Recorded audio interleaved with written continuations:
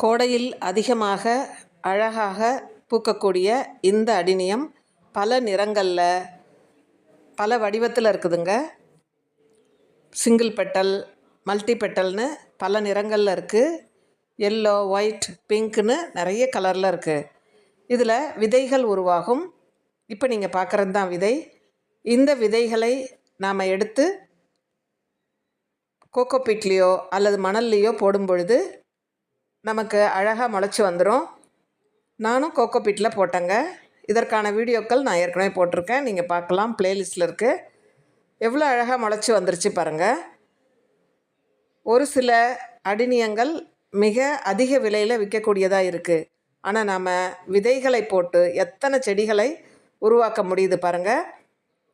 விதைகள் முளைத்த உடனே கொஞ்சம் வளர்ந்துருச்சு. அதை நான் இப்போது ரீபாட் பண்ணுறேன்.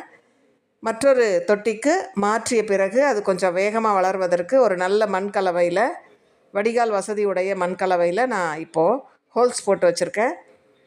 எல்லா சின்ன சின்ன நாற்றுக்களை எடுத்து நம்ம நட்டுடலாம்.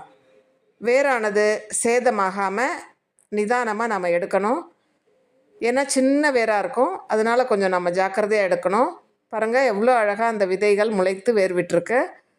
இதை நாம் அடுத்து இப்படி தொட்டிகளில் நட்டாச்சு.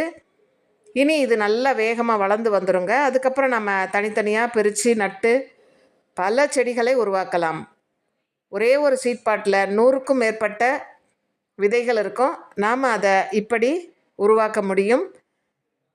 நீங்களும் உங்கள் வீட்டில் இருக்கக்கூடிய அடினியம் செடிகளில் விதைகள் வந்தால் இப்படி நீங்கள் பல செடிகளை உருவாக்கி தோட்டம் முழுவதும் மிக அழகான பூக்களை நம்ம தோட்டத்தில் பார்க்க முடியும்.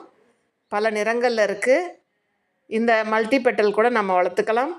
நீங்களும் உங்கள் வீட்டில் இது போன்று ட்ரை பண்ணுங்கள். தேங்க்யூ.